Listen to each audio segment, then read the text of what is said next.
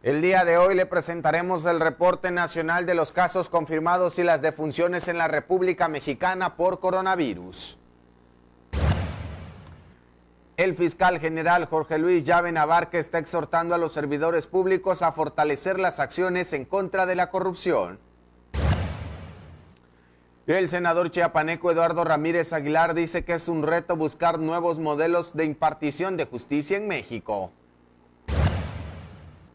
El gobernador Rutilio Escandón Cadenas toma protesta titular del Instituto de Protección Social y también de Beneficencia Pública.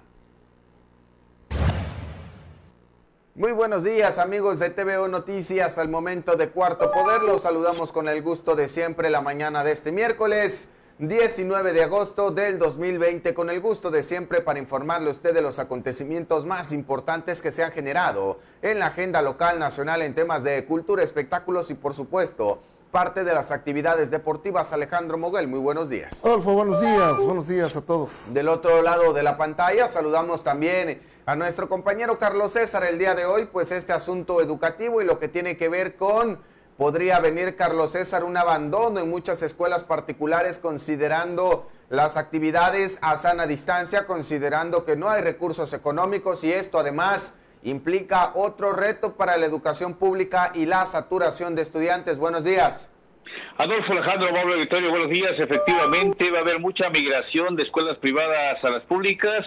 Muchas escuelas privadas van a tener que cerrar y muchos maestros también van a tener que ser despedidos. Más adelante vamos a regresar contigo. Permítame entrar de lleno con esto que obedece al tema del coronavirus. Así están las cifras nacionales en cuanto a defunciones y también personas contagiadas se refiere.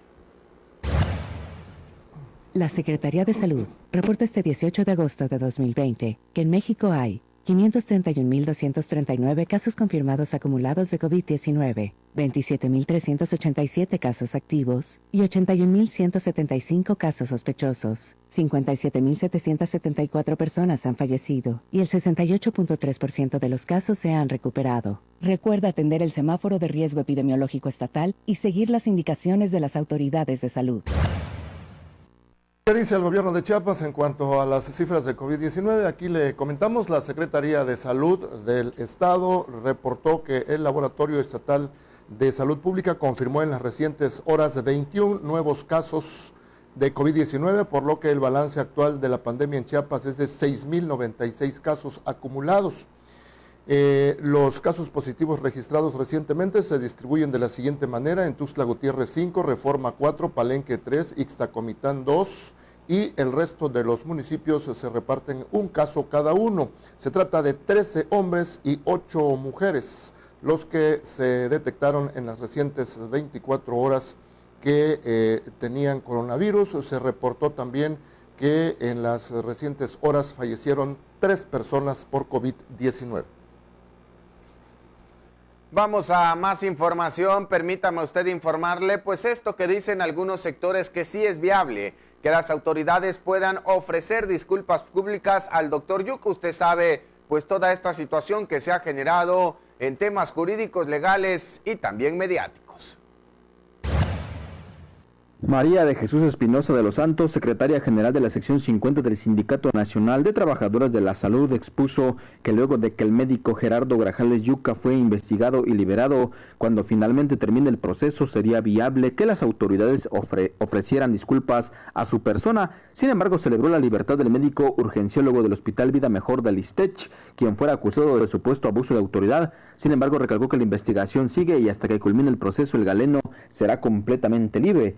Chusita aseguró que la investigación tiene que arrojar resultados contundentes para castigar a los verdaderos responsables de estos actos de corrupción por haber instalado un búnker VIP al interior de un hospital que se sostiene con recursos del erario y cuyos pacientes eran políticos y personas con capacidad financiera de pagar $500,000 por atención de lujo. En este sentido, comentó que tuvieron que haber dado la autorización de la apertura de una clínica COVID. En este caso fue el secretario de Salud el que tuvo que haber autorizado y que tuvo que haber supervisado la operatividad de esta clínica. Hoy la criminalización del trabajo médico pues sigue en evidencia y los trabajadores seguiremos pugnando porque la justicia llegue. Para TVO Noticias de Cuarto Poder, Rodolfo Flores. Hemos visto frecuentemente que maestros se quejan de que el gobierno, tanto estatal como federal, no les ha pagado adeudos de hace mucho tiempo, pero ahora resulta que también los de nuevo ingreso se les adeudan hasta 14 quincenas. Maestros de nuevo ingreso que accedieron al servicio profesional docente desde febrero de este año aseguran que no han recibido ningún salario por su trabajo devengado, por lo que les adeudan hasta ahora 14 quincenas. Frente a las instalaciones de la Secretaría de Educación, Marco Antonio Hernández Moreno, profesor de nivel básico, afirmó que la falta de pagos ha acumulado una deuda de alrededor de 10 millones de pesos a 117 docentes de primarias en todo el estado. Afirmó que fueron acreditados por la unidad del sistema para carreras de las maestras y maestros mediante una evaluación integral de habilidades y conocimientos. Además, recibieron asignación por parte de la Secretaría de Educación del Estado con fecha de ingreso del sistema educativo 1 de febrero de 2020. Apuntó que el coordinador regional de Administración Estatal, José Ramón Pérez Villatoro, les dijo que después de 3 meses de la asignación de sus plazas recibirían el pago, pero han pasado 6, lo que quiere decir que ya son maestros de base. Para TVO de Cuarto Poder, William Chacón. El tema de los maestros, el asunto de nunca acabar. Permítame ir a más información, pues este conflicto que hay en algunas calles de la 24 de junio, que a algunos colonos se les hizo muy fácil tapar. Habitantes de la zona oriente norte de Tuxtla dan a conocer que un grupo de personas han tomado por completo una calle, lo cual está causando severas afectaciones tanto a los particulares de la zona como a los transportistas que han tenido que desviar su ruta. Son los vecinos de la colonia 24 de junio quienes denunciaron que la avenida Río Suchiapa entre Río Grijalva y Río Suchiate fue completamente tapada y convertida en una privada para las familias que habitan en la cuadra sin explicación alguna. Precisaron que de la noche a la mañana, desde hace aproximadamente una semana amaneció tapada, lo que está generando diferentes afectaciones. Incluso los colectivos que pasaban por este lugar tienen que desviar su ruta, así como también los vecinos que tienen que rodear cerca de 4 cuadras. Comentaron, por ejemplo, que han tenido que desfogar toda la circulación en el Boulevard Fidel Velázquez, lo que causa gran congestionamiento vehicular, además de generar algunas confrontaciones con los que se han atrevido a reclamar por esta lamentable situación. Hasta el momento se desconoce el porqué de esta acción, únicamente la han convertido en una calle privada, por lo que piden la intervención de las autoridades municipales lo antes posible y este problema también quede resuelto para evitar algún tipo de confrontación. Para TVO Noticias de Cuarto Poder, Rodolfo Flores. En vísperas de celebrarse el Día del Bombero, los bomberos de Chiapas están diciendo que los ingresos que ellos tienen no corresponden al alto riesgo que representa la labor que realizan. Al tener un trabajo de alto riesgo, el sueldo para los bomberos de Chiapas no es digno aún, externó Alejandro Martínez Escobar, primer oficial del heroico Cuerpo de Bomberos de Tuxtla Gutiérrez, dentro del marco de los preparativos para celebrar el Día Nacional de esta importante figura e institución que apoya a la ciudadanía con diversos servicios. Tras haber instalado la piola en el asta del Parque Central y con ello rendir honores a la bandera el próximo 22 de agosto, el equipo de bomberos recordó que necesitan más apoyo y equipamiento para atender las emergencias ciudadanas. La corporación de los bomberos es una de las más caras, ya que un equipo para un solo elemento cuesta arriba de los 100,000 pesos y las condiciones del estado y del municipio no dan para que los cuerpos del estado estén abastecidos al 100%, sostuvo el oficial. Luego dijo que aunque cuentan con las unidades y herramientas adecuadas para brindar la atención dentro del municipio, siguen sufriendo carencias. Recordó que el bombero siempre corre riesgo desde subir a una unidad hasta la atención del siniestro. Cabe destacar que Chiapas cuenta con 18 estaciones y subestaciones con alrededor de 250 bomberos, 2 dentro de la capital, con 30 elementos operativos oficiales remunerados y 20 voluntarios. Para TVO de Cuarto Poder, Ricardo López. Vamos a más información. Si usted quiere visitar el Cañón del Sumidero a través de los recorridos que se hacen en las embarcaciones que se ubican en Chiapa de Corzo, lo puede hacer respetando cada uno de los protocolos de sanidad. Si usted quiere hacerlo a través de los miradores, se va a tener que esperar porque esta zona todavía no tiene luz verde para reabrir y no hay fecha. Todo depende del semáforo epidemiológico. Aunque este fin de semana se dieron por iniciadas las actividades en las embarcaciones de Chiapa de Corzo para los recorridos en lancha por el Cañón del Sumidero con los protocolos de sanidad, por el momento no hay una fecha definida para abrir los miradores, que también son un sitio turístico que da una perspectiva diferente de este espacio natural, remarcó Maresa Donay Contreras, encargada de turismo en la reserva. Entrevistada sobre el tema, comentó que el ingreso de visitantes se determinará una vez que concluyan los cursos de capacitación y también que el semáforo epidemiológico cambia a un color que baje el riesgo de contagios de coronavirus. Es importante señalar que los miradores se mantienen cerrados toda vez que son espacios que en un día pueden llegar a reunir entre 250 y 2,000 personas, dependiendo la época del año. Para TVO Noticias de Cuarto Poder, Adolfo Luján. Representantes del sector turismo de naturaleza están ingeniándoselas para crear otras alternativas y atraer turistas a esas áreas una vez que la movilidad se restablezca. A fin de promover la movilidad responsable entre turistas locales post-COVID-19, el presidente de la Alianza de Empresarios del Segmento de Naturaleza Asociación Civil, Pablo Albores León, anunció el proyecto denominado Corredor Turístico Zoque, que unirá a Chiapas y Tabasco, a fin de que el gremio ofrezca un espacio más de diversión a los visitantes que quieran vivir una nueva experiencia. Entrevistado sobre el tema, manifestó que la estrategia fue consolidada, abarcará desde Villahermosa hasta Tuxtla Gutiérrez y se tiene previsto que, si las condiciones sanitarias lo permiten, a partir del mes de octubre los paquetes ya estarán listos para venderse a la población. De acuerdo con lo comentado, en esta estrategia turística participan empresarios de ambas entidades federativas y se ofertará a la ciudadanía interesada la oportunidad de disfrutar de la gastronomía de ambos lugares. Se incluye el cacao, el chocolate, los diferentes sitios arqueológicos, así como los pueblos mágicos de la cultura zoque y olmeca. El paquete que han diseñado los integrantes de la alianza también tiene establecido el rapel en cascada, recorridos en balsas por el río Grijalba y toda esta zona que está rodeada de misticismo. Para TVO Noticias de Cuarto Poder, Adolfo Luján. También los organismos empresariales, por ejemplo, la Canaco está organizando ya actividades que hacen referencia, por ejemplo, al festival denominado Coyatoc.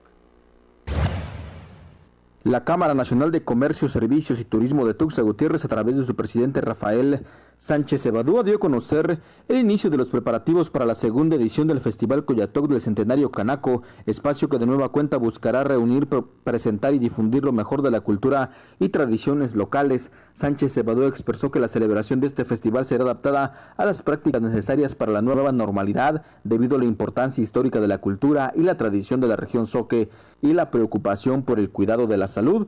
Estamos conscientes de que nos debemos adaptar, pero también sabemos que realizar nuestro festival significa un impulso más de parte de la Cámara para la reactivación económica, con lo que seremos responsables con las acciones preventivas y estructurales del evento. El Festival Coyatoc del Centenario Canaco de nueva cuenta tendrá lugar el mes de octubre y volverá a dar espacio a la participación del sector comercial, con el objetivo de que promuevan el consumo local a través de descuentos y promociones durante este mismo evento. Para TVO Noticias de Cuarto Poder, Rodolfo Flores. Hace algunos meses el tema migratorio prevalecía en los medios de comunicación estatales, nacionales e internacionales, de los migrantes que cruzan por Chiapas y quieren pasar por toda la República y llegar a Estados Unidos. Bueno, pues ahora con la pandemia nos hemos olvidado un poco de ellos, pero también están sufriendo algunas circunstancias de la pandemia en cuanto al trámite que realizan ante las autoridades mexicanas. Gabriela García es una migrante de origen hondureño que es el vivo reflejo de cientos de personas que han solicitado refugio en México. Sin embargo, como muchos, se encuentra a casi 9 meses de estar en Chiapas en el limbo migratorio, ante lo cual pidió encarecidamente el apoyo de las autoridades migratorias para que agilicen sus documentos y obtener la junto a su familia, toda vez que su peregrinar desde enero que entró al suelo mexicano ha sido complicado y no ha tenido oportunidades de trabajo. Externó que ellos no pueden salir de la ciudad y no quieren hacerlo pues temen que los deporten. Quieren una oportunidad aquí para sacar adelante a su pequeño hijo de escasos 2 años y el que viene en camino, tras haber salido de su país de origen empujados por la pobreza y la violencia que vivían allí. En la explanada del Parque Central de Tuxtla Gutiérrez comentó que las inclemencias del clima han azotado la salud de los menores con gripa y otras enfermedades, lo cual para la madre hondureña es preocupante ante la crisis sanitaria que se vive todavía por el COVID-19. Están por cumplir 9 meses de estancia en esta ciudad al llegar en enero y estar por 2 meses en la estación migratoria denominada El Cupapé, pero es la fecha que no les han resuelto su situación migratoria al querer conseguir la condición de refugiada, por lo que lanzó el llamado una vez más a la Comisión Mexicana de Ayuda a Refugiados Comar para que agilicen los trámites y puedan acceder a una mejor oportunidad de vida. Para TVO de Cuarto Poder, Ricardo López. La UNACH ya tiene prácticamente toda la logística para el examen que se va a realizar a la licenciatura de médico cirujano. Le cuento esta situación y es que la Universidad Autónoma de Chiapas llevará a cabo el examen de admisión de la licenciatura en médico cirujano para el ciclo escolar agosto-diciembre 2020 bajo las medidas establecidas en un protocolo sanitario que ha sido ya validado por la Secretaría de Protección Civil del Estado, que es la autoridad de la materia. Este programa académico es el único de la actual convocatoria del examen de admisión de la UNACH que aún falta por realizarse, dado que las restantes licenciaturas ya se llevaron a cabo a través del uso de las tecnologías conforme a las fechas establecidas. En los días de la evaluación serán los 19, 20, 21, 24 y 25 de agosto, así como anteriormente se tomará una serie de medidas sanitarias preventivas y de mitigación bajo principios básicos de privilegiar la salud y también la vida. En ese escenario, para la aplicación del protocolo se establecieron 4 estrategias fundamentales: medidas de organización, de acción sanitaria, de prevención y de higiene personal. Bajo este esquema se llevará a cabo la aplicación del protocolo en cada unidad académica. Se va a fortalecer la sana distancia y por supuesto también se van a instalar filtros. A fin de que un menor número de aspirantes se concentre dentro de un salón o espacio de examen, para el examen se ha definido las sedes de la evaluación en 2 ciudades que albergan la licenciatura, que son Tuxtla Gutiérrez y Tapachula. En el caso de Tuxtla Gutiérrez son la Biblioteca Central Universitaria, la Facultad de Arquitectura, de Ingeniería de Lenguas, el edificio de licenciatura en Sistemas y la Facultad de Humanidades Campus 6, en tanto que en el municipio de Tapachula se ha dispuesto también que se ocupen salones de la Facultad de Medicina Humana Dr. Manuel Velasco Suárez, y es importante señalar que las personas que lleguen pues deben utilizar cubrebocas, caretas, así como guantes. Es lo que ha señalado la UNACH para el ingreso al examen de médico cirujano.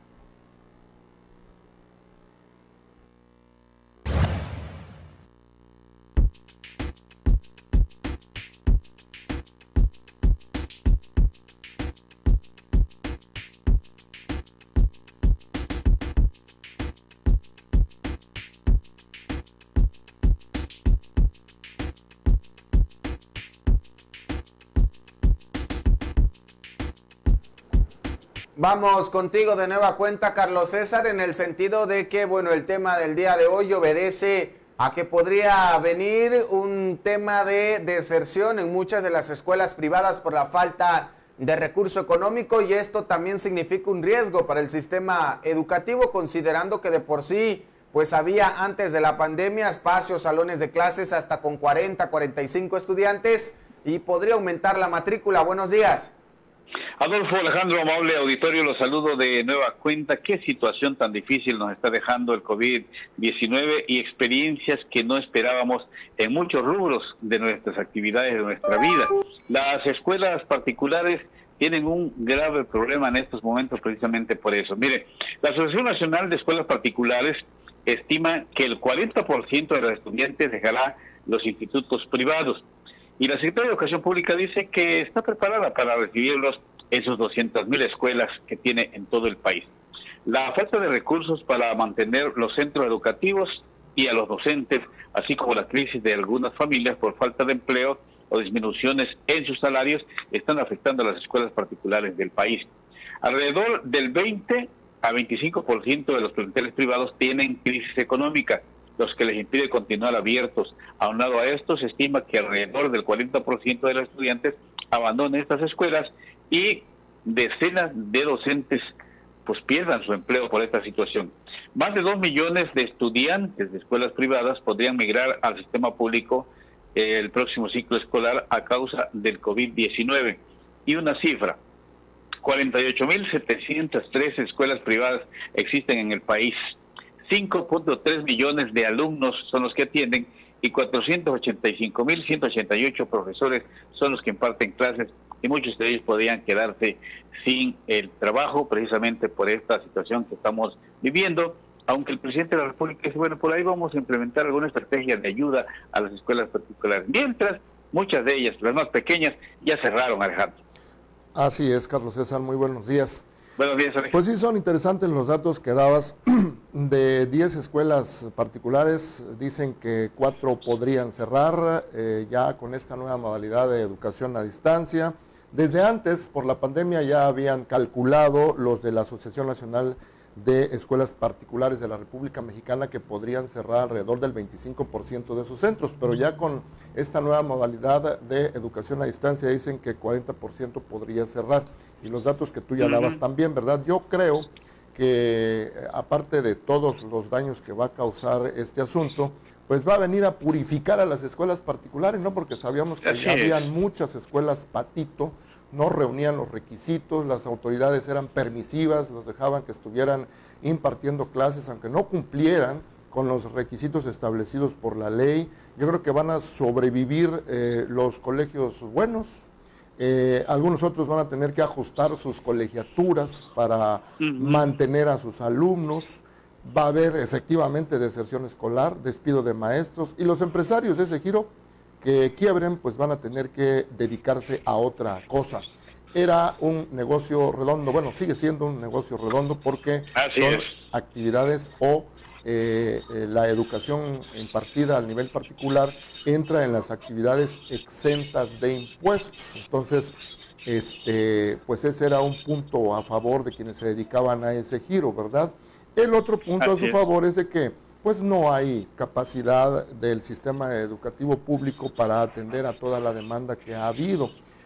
Ese dato a mí me viene o me llama a pensar de que lo que está diciendo el gobierno federal ahorita, de que sí van a tener capacidad para atender a los alumnos que migren del sistema particular al oficial, se me hace que no es cierto, no tiene fundamento, porque si se iban a las escuelas particulares es precisamente porque no hay lugar en los centros educativos del gobierno, ¿verdad? Ese sí va a ser un problema muy grande, creo yo, porque cada año aumenta la matrícula, ¿no?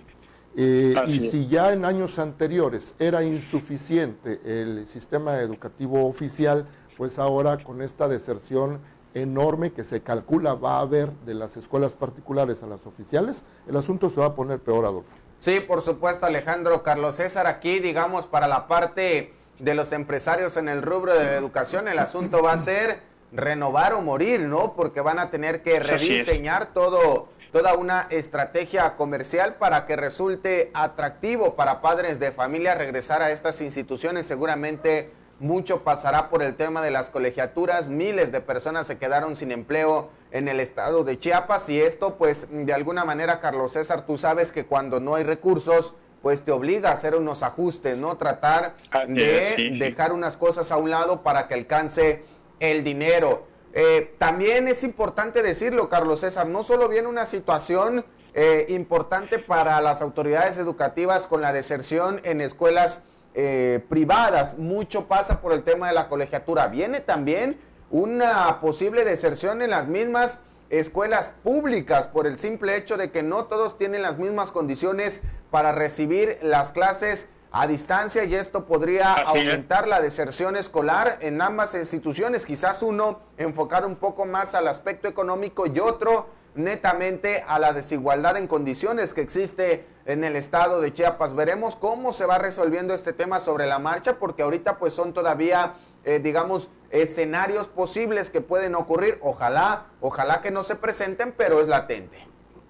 Así es, Adolfo Alejandro, amable auditorio, y también nos va a permitir, bueno, le va a permitir a las autoridades gubernamentales y de educación reorientar las carreras educativas.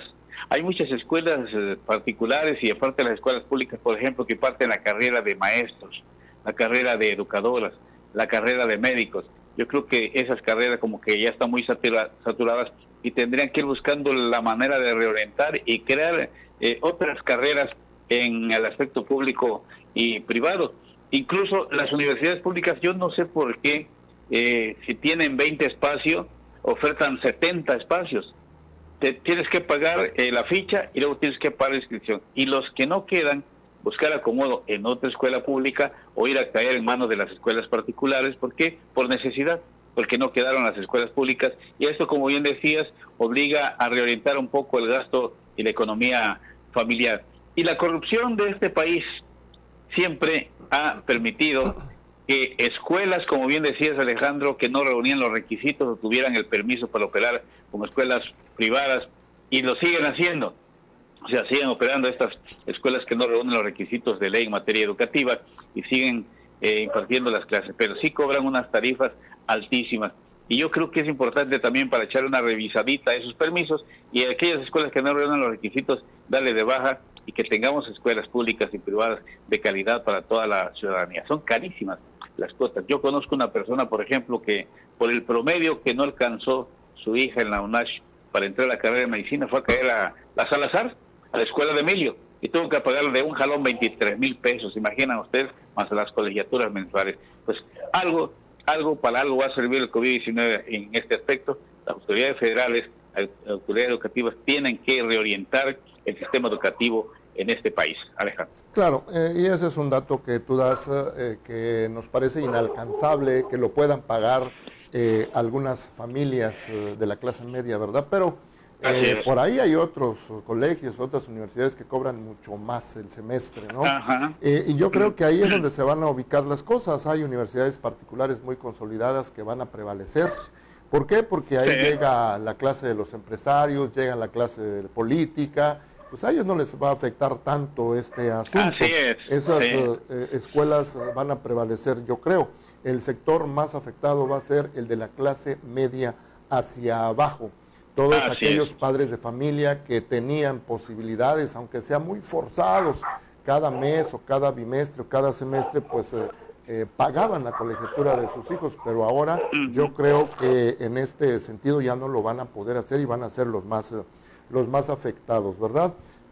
Tendremos que irnos ajustando a esta nueva realidad. Yo creo que todas las cosas se van a acomodar en el camino, precisamente con estas circunstancias que ya estamos viendo, que el COVID-19 está dando con todo. Sí, yo cerraría, Alejandro, Carlos César, comentando que seguramente en los siguientes meses, si hay una baja considerable en las instituciones privadas, habrá representaciones seguramente de esos espacios educativos que lo darán a conocer porque va a significar una preocupación, va a ser un golpe directo al bolsillo o en su caso también cómo se va desarrollando el aspecto público, que no es menor. Los maestros, por ejemplo, los de la CENTE decían o advertían que podría venir una deserción importante en muchas de las comunidades indígenas que son las que menos van a tener la oportunidad de conectarse a un televisor, a un aparato móvil, las que va a ser incluso difícil que puedan llegar para las actividades tradicionales escolares, y esto pues finalmente va a terminar por mejor que los alumnos opten por otro tipo de actividades que les pueda dejar mejores dividendos. Ojalá que no ocurra, pero insisto, es un escenario que está latente. Carlos César, ¿algún comentario final? Sí, y respaldar lo que tú acabas de decir, Adolfo. Lamentablemente las zonas rurales de Chiapas son estado el más pobre de la República Mexicana, van a ser los que van a pagar el pato con esta nueva modalidad educativa. y vamos a seguir siendo el estado más atrasado en materia educativa, desafortunadamente, y desgraciadamente también mucha gente va a quedar sin la oportunidad de seguir estudiando. Sí, Carlos César, van a haber muchos indicadores que seguramente se van a mover, el educativo, el económico, el tema del empleo. Seguramente en los siguientes trimestres veremos cifras muy, muy negativas. Carlos César, gracias, buenos días. Adolfo, Alejandro, amable auditorio, buenos días. Hasta mañana. Hasta mañana, Carlos César. Hasta mañana, Alex.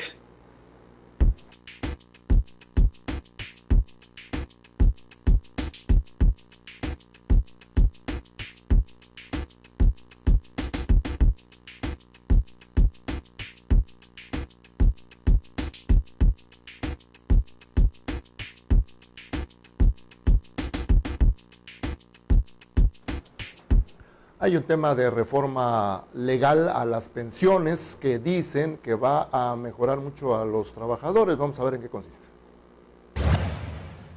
La diputada presidenta de la Comisión del Trabajo y Previsión Social del Congreso del Estado, Aide Ocampo Olvera, manifestó que la iniciativa de reforma al sistema de pensiones será trascendental porque fortalecerá dicho sistema y mejorará de manera sustancial la condición de vida de los trabajadores en su rendimiento. Explicó que la reforma consta de 3 cambios fundamentales dentro del régimen de la Ley del Seguro Social de 1995, bajo el que operan las administradoras de fondos para el retiro. El primero es aumentar las aportaciones al 15% en un periodo de 8 años sin que los trabajadores aporten un solo peso, sino que serán los patrones quienes aporten un 8% más para las jubilaciones. Actualmente las aportaciones al ahorro para el retiro de los trabajadores son de 6.5%, conformado por las contribuciones que hacen tanto el trabajador, la empresa y el gobierno.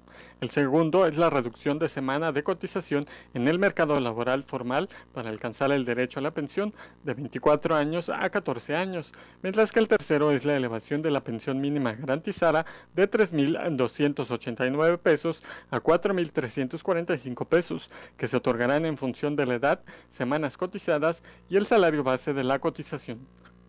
Para TVO de Cuarto Poder, William Chacón.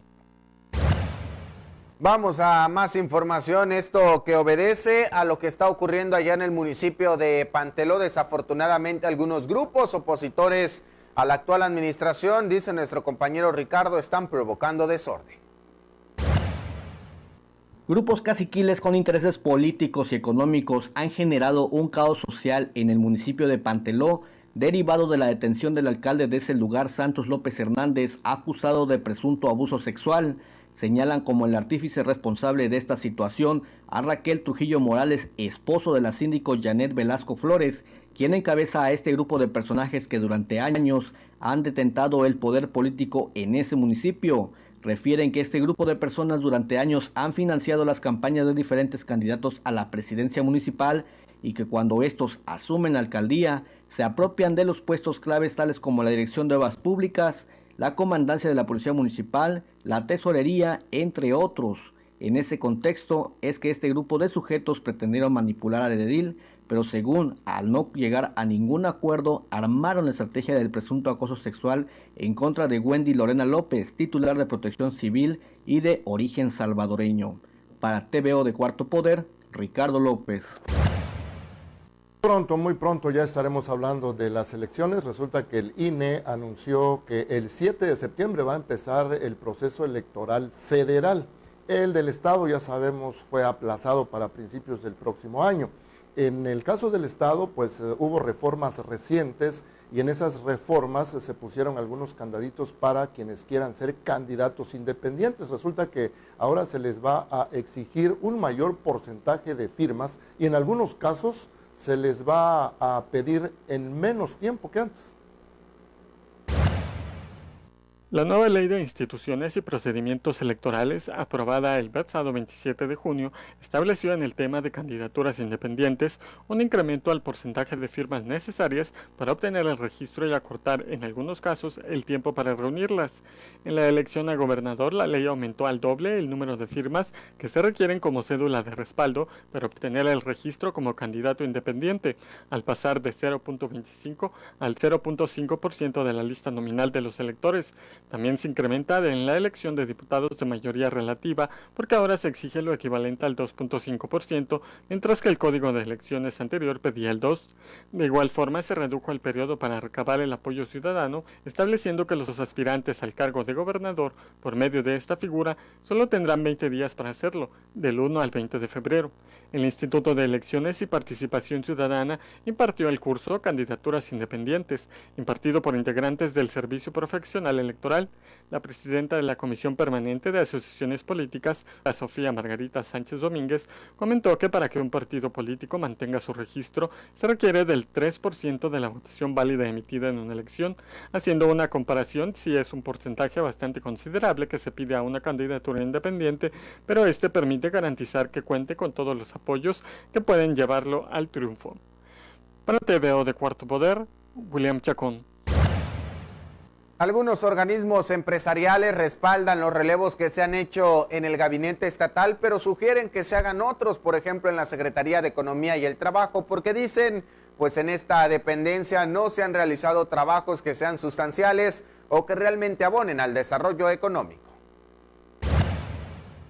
La renovación que se haga de personajes a cargo de una secretaría que no presentan resultados favorables, abonan a una mejor imagen gubernamental y da una nueva esperanza de recomponer el trabajo en esta área y de atender las necesidades de la sociedad civil o del empresariado. Así lo enfatizó el Consejo Empresarial para la Productividad en Chiapas. En ese sentido, el organismo respaldó el relevo que se ha dado en la Secretaría de Obras Públicas. Esta acción del Ejecutivo, dicen, favorece la imagen institucional y advierte a los funcionarios de hacer un trabajo impecable mientras estén en el encargo. Sin embargo, este organismo empresarial sugirió a las autoridades estatales a que aumenten los relevos en otras dependencias que tampoco han mostrado avances significativos. Una de ellas, dicen, es la Secretaría de Economía y Trabajo, pues se argumenta que no ha mostrado una estrategia sustancial que abone al desarrollo económico de la entidad. Para TVO Noticias de Cuarto Poder, Adolfo Luján. Sobre este mismo tema de la nota anterior, recordamos que hace algunos días hubo enroques en la Secretaría de Obras Públicas y en el DIF estatal, y producto de esos enroques hubo ya un nuevo nombramiento que hizo el gobernador recientemente, en las recientes horas, en el Instituto de Protección Social y Beneficencia Pública.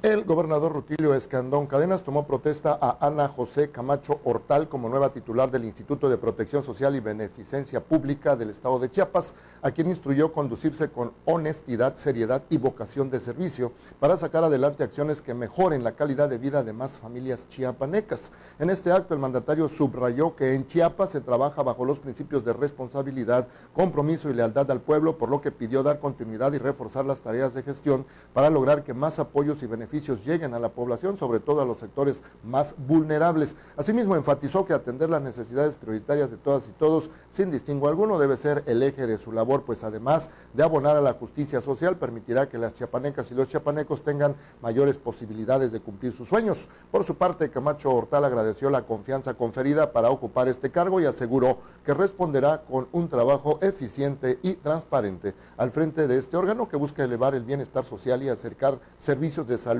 a grupos vulnerables.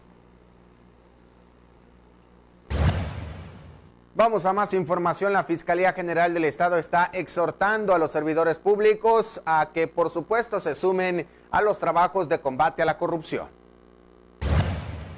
Le comparto rápidamente la información, y es que el fiscal Jorge Luis Llave Navarca encabezó la clausura del taller de capacitación en la función de los servidores públicos bajo el modelo de la nueva ley de responsabilidades administrativas y su importancia ante el Sistema Nacional Anticorrupción, en el cual destacó que hoy Chiapas tiene una Fiscalía General del Estado que está comprometida en el combate frontal a la corrupción, señalando que quien comete un delito enfrentará la justicia sin distinción alguna. El responsable de la Procuración de Justicia en Chiapas, acompañado por Jordán de Jesús Alegría Orantes, fiscal de coordinación, Flor de María Guirao Solórzano, titular del órgano interno de control, expresó que el presidente Andrés Manuel López Obrador y el gobernador Rutilio tienen como eje prioritario la erradicación de viejas prácticas que le ha hecho mucho daño al pueblo de Chiapas y México.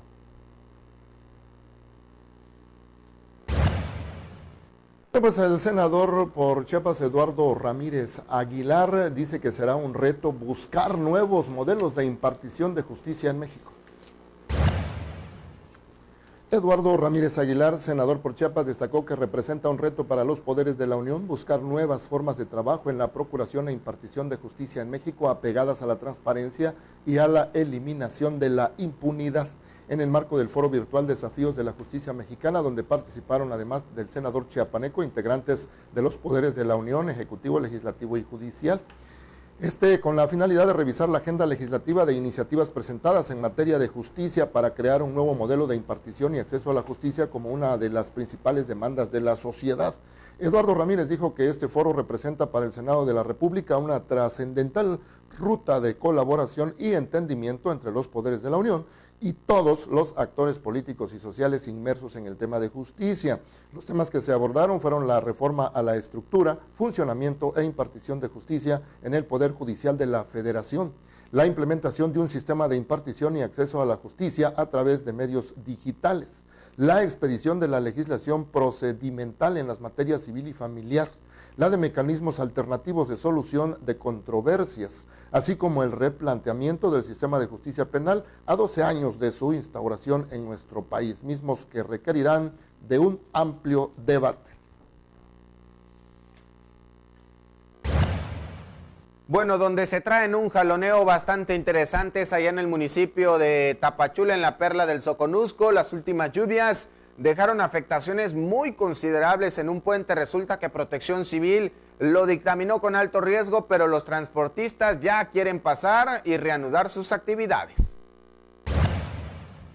Le comparto la información de mi compañero Víctor Sánchez. Mire, ante la amenaza de transportistas de pasaje de volver a circular por el Libramiento Sur, la Dirección de Protección Civil advirtió que no pueden hacerlo ante el riesgo que existe en el puente sobre el río Coatán, que se encuentra dañado en su estructura. Desde hace 2 meses y medio, debido a las fuertes lluvias, el mismo sufrió daños en la cimentación, hundimiento en la superficie, así como una fisura vertical, entre otras afectaciones, por lo que desde ese momento se evitó la circulación de todo tipo de vehículos. Sin embargo, un grupo de transportistas de pasaje este martes realizó una manifestación y amenazó que volverán a retomar su ruta, por lo que el personal del organismo les explicó del riesgo, aunque a pesar de ello removieron las piedras de aviso en la cinta asfáltica y cruzaron con algunas unidades. Ante la situación, el director de Protección Civil advirtió que no es posible permitir el paso de unidades vehiculares por este puente, ya que el peso de los vehículos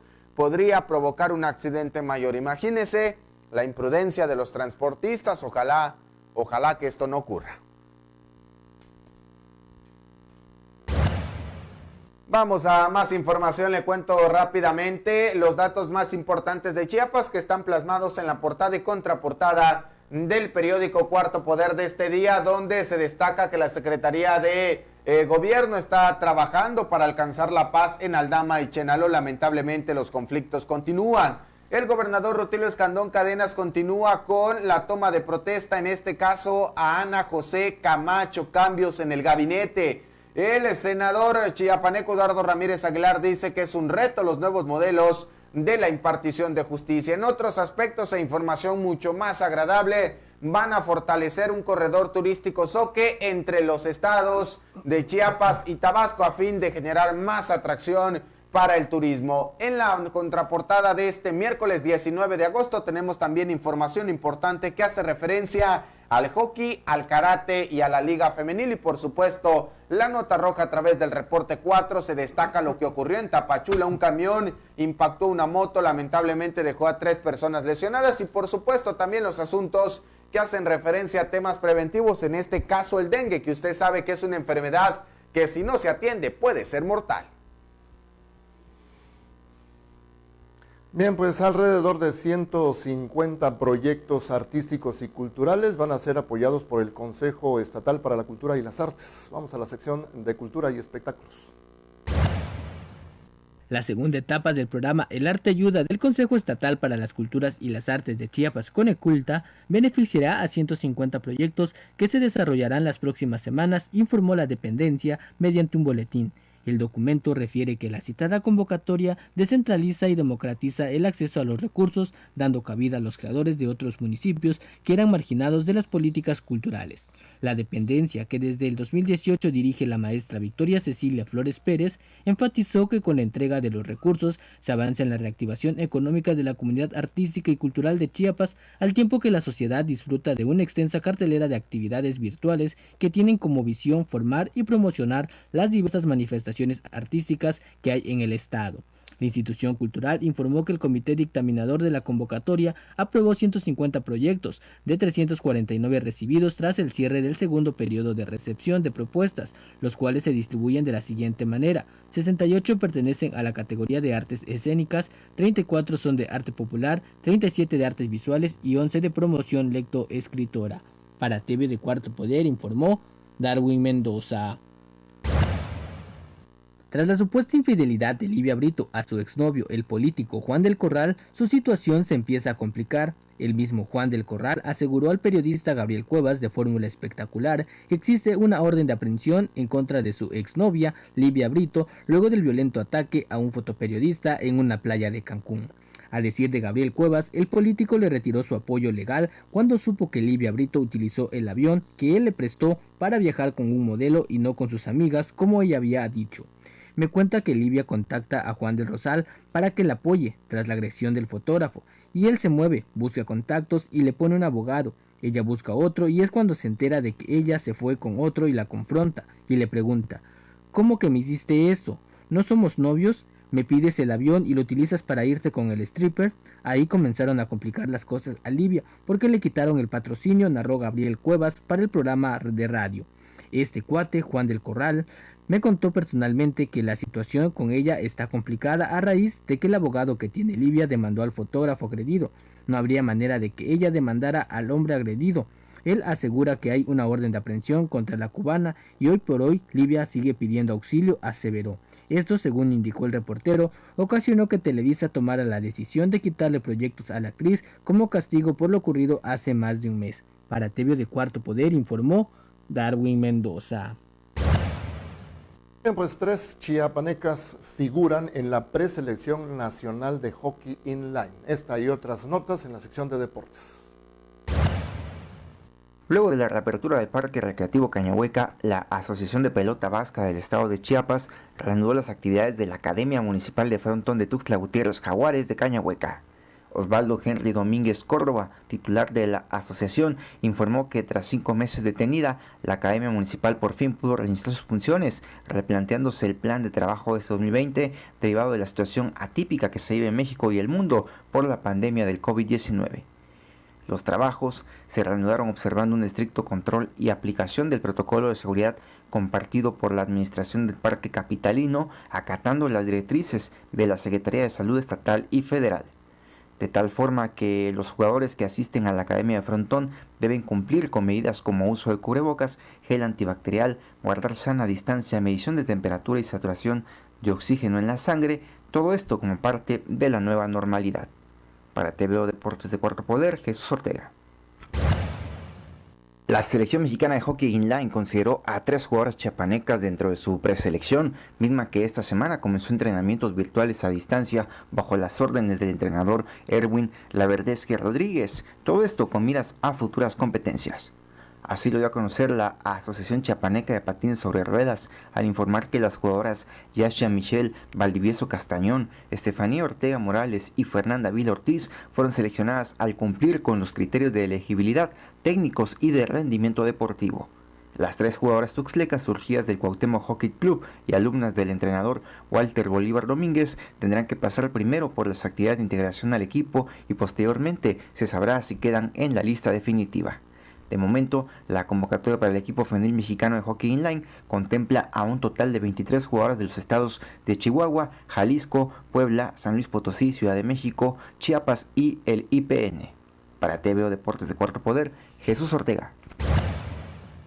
Buenas cuentas reportó el dojo de artes marciales Guerreros del maestro Rodolfo de la Fuente tras la participación de 3 de sus atletas en el primer campeonato nacional virtual de katas para cintas negras, evento celebrado el pasado fin de semana por iniciativa de la Federación Mexicana de Karate Do y Artes Marciales Afines. Emiliano de la Fuente Molina, quien compitió dentro de la categoría senior ante atletas de Querétaro, Oaxaca, Estado de México, Guerrero, Ciudad de México y Baja California, logró pasar en segundo lugar la primera ronda, en tanto que en la siguiente etapa figuró como tercero nacional. Melissa Esponda Mesa participó en la categoría junior, logrando un segundo lugar en la primera ronda, mientras que en la siguiente culminó en cuarto. Finalmente, Alejandro Esponda Mesa, quien estuvo en la división de cadetes, se ubicó en sexto lugar de la primera ronda. Para TVO Deportes de Cuarto Poder, Jesús Ortega. El próximo 19 de septiembre dará comienzo el torneo Apertura 2020 para la zona Chiapas en su primera participación dentro de la Liga Mexicana de Fútbol Femenil.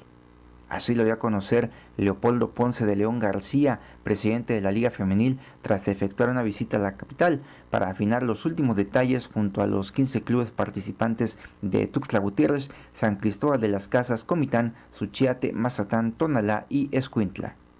El dirigente informó que de septiembre a enero se jugará la temporada en su fase regular, constando de un total de 15 fechas. Al finalizar esta etapa, los 8 primeros avanzan a la liguilla por el título de la zona Chiapas, mientras que el resto disputará un torneo alterno de Copa. El cuadro que resulte campeón de la zona Chiapas avanzará a la fase nacional denominada Campeón de Campeones, donde se medirá a los equipos de las zonas Centro, Norte, Sureste, Bajío y Puerto. Para TVO Deportes de Cuarto Poder, Jesús Ortega. Le cuento rápidamente de la situación climatológica para el estado de Chiapas. El mapa aparece en 3 colores, verde, azul y amarillo. La onda tropical número 29 continuará con su desplazamiento sobre el sur de la región, alcanzando para este día los estados de Oaxaca y el suroeste de Guerrero, donde ocasionará nublados y fuertes tormentas dispersas por la tarde y noche con posibles acumulados de lluvia localmente intensos. Por otro lado, una profunda línea de vaguadas se estará internando sobre el Golfo de México, reforzando las condiciones para los desarrollos de tormentas sobre Chiapas y Tabasco, donde se prevén lluvias muy fuertes con aisladas intensas. Tome sus precauciones y con eso nosotros llegamos a la conclusión de esta primera emisión. Recuerde, en punto de las 2 de la tarde le tendremos más información. A nombre de todo el equipo, nuestros compañeros Marcos Osorio, Max Otero, en los sistemas informativos, el ingeniero Armando Barrientos, en la edición, Alex Orozco, en la edición también Fanny Guadalupe, en la realización, el ingeniero Juan Carlos, Alejandro Moguel, gracias, buenos días. Adolfo, muy buenos días a todos. Buenos días y nos vamos siempre con temas preventivos. Recuerde, estamos en Semáforo Naranja. En estos momentos el semáforo de riesgo epidemiológico está en naranja, de ajustes y preparación, lo cual indica que los chiapanecos aún estamos en alerta. Además de las actividades económicas esenciales, se permite que las empresas de las actividades económicas no esenciales, como restaurantes, hoteles o pequeñas empresas, trabajen al 50% de su capacidad. Lugares abiertos como plazas y parques funcionarán a un 50% de su capacidad y los espacios públicos cerrados como centros comerciales, cines o iglesias funcionarán al 25% de su capacidad, pero siempre con las medidas de higiene necesarias. Si te cuidas tú, nos cuidamos todos. Gobierno de Chiapas.